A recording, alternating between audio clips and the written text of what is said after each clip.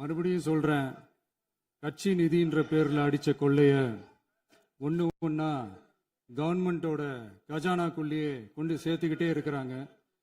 இப்பவும் சொல்றேன், மக்கள் பணத்துல இருந்து ஒரு பைசா கூட தொடமாட்டோம், தொடவும் விடமாட்டோம், தொட்டா விடமாட்டோம், இதுக்கு முன்னாடி தொட்டவங்களையும் விடமாட்டோம்.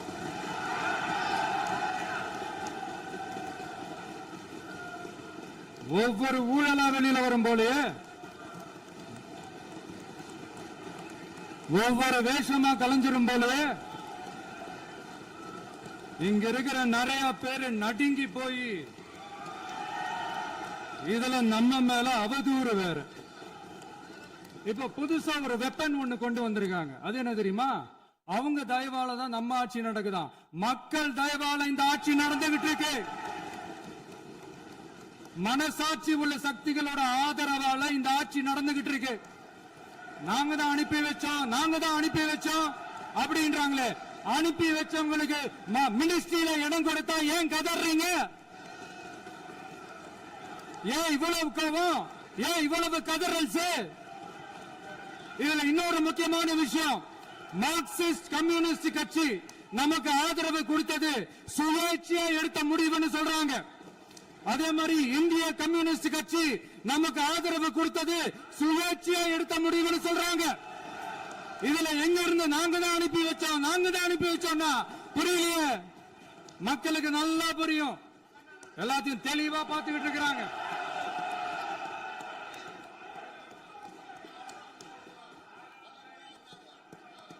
முதலமைச்சர் கண்டினியூ பண்ணலாம். மாண்பு முதலமைச்சர்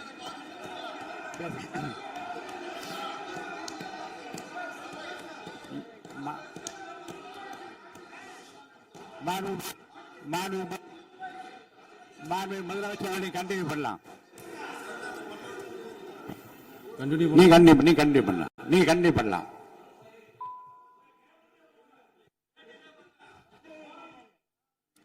இந்த சமூக நீதி அரசுன்னு சொல்றவங்களை பார்த்து கேட்கிறேன், நம்ம பட்டியலின சகோதரர்களுக்கு எத்தனை அமைச்சர் பதவி கொடுத்தீங்கன்னு கொஞ்சம் சொல்ல முடியுமா?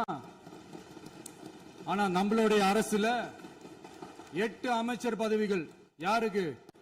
நம்ம பட்டியலின சகோதரர்களுக்கு. எல்லாம் நம்ம அண்ணன், நம்ம தம்பி, நம்ம தங்கச்சிங்க. அண்ணல் அம்பேத்கர் அவர்களுடைய கிட்டத்தட்ட 100 ஆண்டு கால கனவு இப்ப நிறைவேறி இருக்கு. நான் ஏன் கொஞ்சம் சவுண்டா பேசுறேன் அப்படின்னா அவங்களுக்கு கேட்கணுன்றதுக்காக, தப்பா எடுத்துக்காது.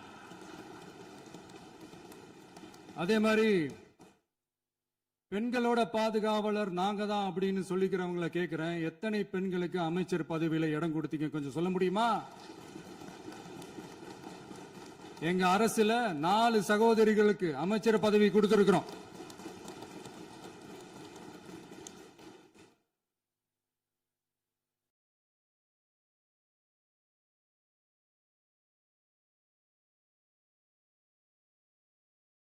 அதனால மக்களால் நிராகரிக்கப்பட்டு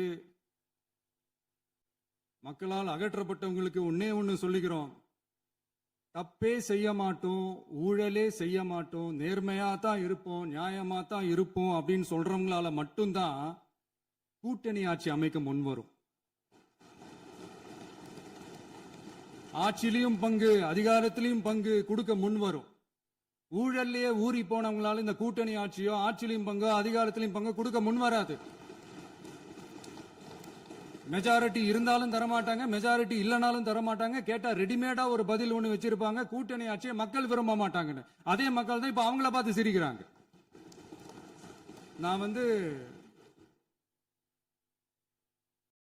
பதவியேற்ற அன்னைக்கு கொஞ்சம் டைம் அவகாசம் கேட்டேன். எதுக்கு கேட்டேன்? நிதி நிலைமைலாம் கொஞ்சம் மோசமா இருக்குது, அதெல்லாம் கொஞ்சம் சரி செஞ்சுக்கிட்டே படிப்படியா கொஞ்சம் கொஞ்சமா நான் கொடுத்த வாக்குறுதிகள்லாம் செயல்படுத்துவேன், அதுக்காக கொஞ்சம் டைம் அவகாசம் கேட்டேன். நான் ஏதோ வேற எதுக்காகவோ வேற யாருக்காகவோ ஏதோ அவகாசம் கேட்ட மாதிரி. அடுத்து இங்க சபையில இல்லாதவங்களை பத்தி பேச வேண்டாம்னு நினைக்கிறேன்.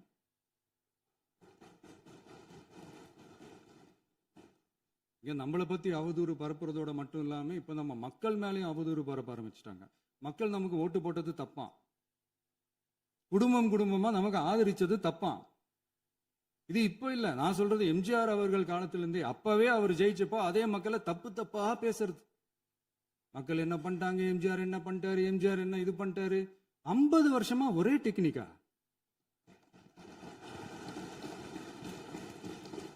டெக்னாலஜி எல்லாம் மாறி வேற எங்கேயோ போயிட்டு இருக்கு பஸ். இதுல கொஞ்சம் டெக்னிக்காச்சும் கொஞ்சம் மாத்தினா கொஞ்சம் நல்லா இருக்கும். அதனால மக்களுக்கு யூஸ்ஃபுல்லா இருக்கிற மாதிரி இந்த ஆக்கப்பூர்வமான கருத்துக்களோ ஆக்கப்பூர்வமான யோசனைகளோ இருந்தா சொல்லுங்க. அதை நாங்க டெஃபரெண்டா எடுத்துக்கிறோம். ஆனா அதை விட்டுட்டு இந்த நக்கல், நையாண்டி, சம்பந்தம் இல்லாத பேச்சு இதெல்லாம் பேசிட்டு அப்புறம் முதல்வர் பதில் சொல்லல, முதல்வருக்கு பதில் சொல்ல தெரியல அப்படின்னா அப்புறம் என்ன சோஃபா மாடல் ஆட்சியா? அது என்னன்னு புரியறதுக்கு எனக்கு ரொம்ப நாள் ஆச்சு.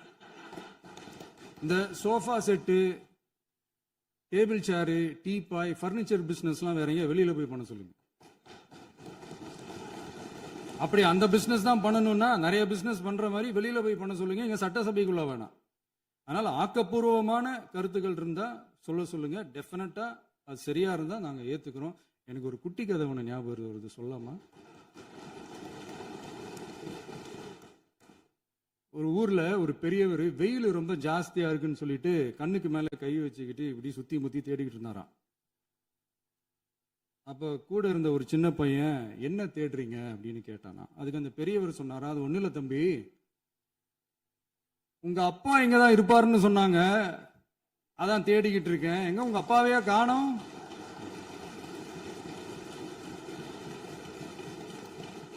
இல்ல அந்த எங்களுக்கும் நக்கலா நையாண்டியா சம்பந்தம் இல்லாத குட்டி கதை இதெல்லாம் எங்களுக்கும் பேச தெரியும். அந்த கதையில பெரியவர் அப்படி சொன்னாராம், தப்பா எடுத்துக்காதீங்க. அந்த கதையில பெரியவர் அப்படி கேட்டாராம். அதனால யாரும் இங்க டென்ஷன் ஆக வேணாம். அதனால இன்னொரு இந்த என்னுடைய உரையை முடிக்கிறதுக்கு முன்னாடி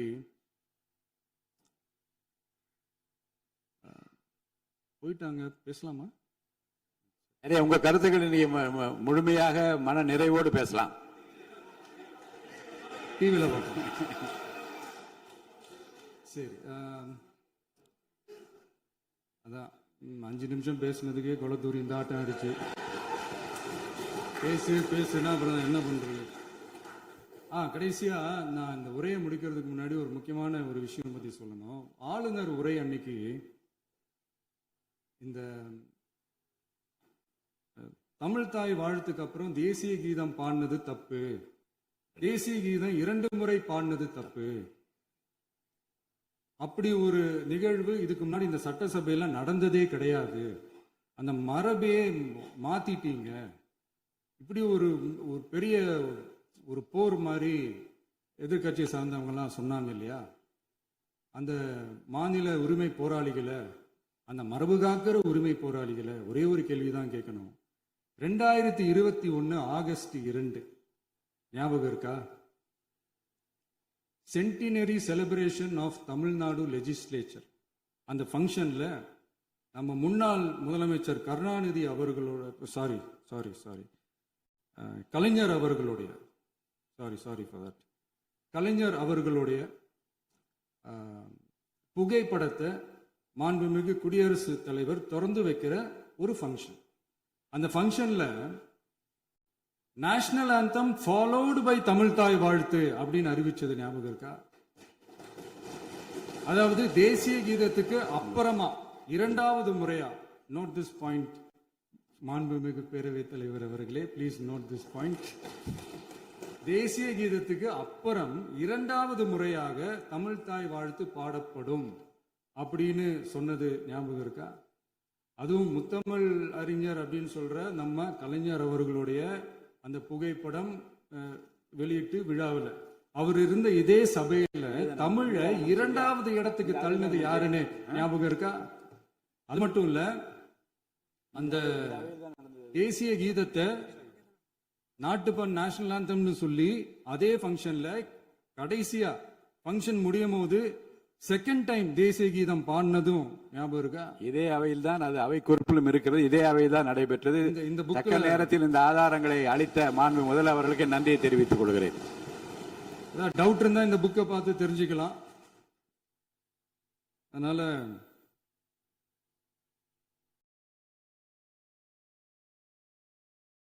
எல்லாம் கேட்டா என்ன சொல்லுவாங்கன்னா, அது ஜனாதிபதி கலந்துகிட்ட ஃபங்க்ஷன், அதெல்லாம் அப்படிதான், அதெல்லாம் கண்டுக்க கூடாது அப்படின்னு சொல்லுவாங்க. இதே மாதிரிதான் பேசுறது ஒண்ணு, செய்யறது ஒண்ணு, செய்யறது ஒண்ணு, பேசுறது ஒண்ணு. இதெல்லாம் மக்கள் பார்த்துக்கிட்டு இருக்காங்க. எலெக்ஷனுக்கு முன்னாடி தான் அப்படி செஞ்சுக்கிட்டு இருந்தாங்க. இப்போ எலெக்ஷனுக்கு அப்புறம் அதே தான் செய்யறாங்க. இந்த விஜயையும் சாமானியர்களின் உண்மையான சமூக நீதி அரசையும் அவமானப்படுத்துறதுக்கு தான் அவங்களோட அந்த பொலிட்டிக்கல் சீனியாரிட்டி அது பயன்படுத்துது போல. சரி, செய்யட்டும் செய்யட்டும், நல்லா செய்யட்டும். இப்போ ஆனாலும் நம்மளுடைய மாநில உரிமை, மொழி உரிமை, உத்தம உத்தரர் போல வேஷம் போடுற எதிர்கட்சிக்கு ஒன்றை மட்டும் ஆணித்தரமாக சொல்றோம். உங்களை மாதிரி தமிழ்னு சொல்லிக்கிட்டு, மொழி, பண்பாடு, கலாச்சாரம்னு சொல்லிக்கிட்டு ரெட்டை வேஷம் போடுறவங்க நாங்க கிடையாது. உலகெங்கும் வாழும் என் தமிழ் சொந்தங்களுக்கு நம்முடைய உத்தரவாதம் தமிழ் தான் எங்க உயிர் நாடி அப்படின்றத மறக்க மாட்டோம். இப்பவும் சொல்றோம், மாநில உரிமையில எப்பவும் உறுதியா இருப்போம். அதே சமயத்துல அரசியல் வேற, ஒன்றிய மாநில அரசுகளுக்கு இடையே இருக்கிற நிர்வாக அணுகுமுறை வேற. இதுல நாங்க ரொம்ப தெளிவா இருக்கிறோம். அதனால எங்களுக்கு பாடம் எடுக்கிறதா நினைச்சுக்கிட்டு உங்க வேஷத்தை நீங்களே கொஞ்சம் கொஞ்சமா கலைச்சிக்கிட்டே வர்றீங்க, மறந்துடாதீங்க. அப்புறம் நேத்து எதிர்கட்சி தலைவர், மாண்புமிகு எதிர்கட்சி தலைவர் பேசும்போது நிறைய பேசினாங்க. அதுல ஒண்ணு மட்டும், அரசு சொல்றதா நினைச்சுக்கிட்டு நம்மளை இன்டைரக்டா ஈவில் அப்படின்ற அந்த வார்த்தையை யூஸ் பண்ணாங்க. எனக்கு ஒண்ணுதான் சொல்லணும்னு தோணுது. ஈவில்ஸ்னு டெவில்ஸ் பேசக்கூடாது.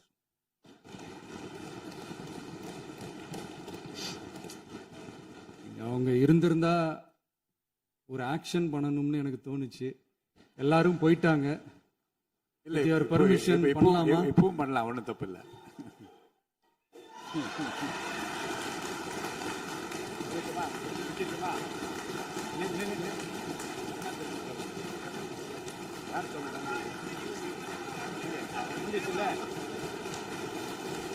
எழுந்து சொல்லுமா, உட்காந்து சொல்லட்டுமா?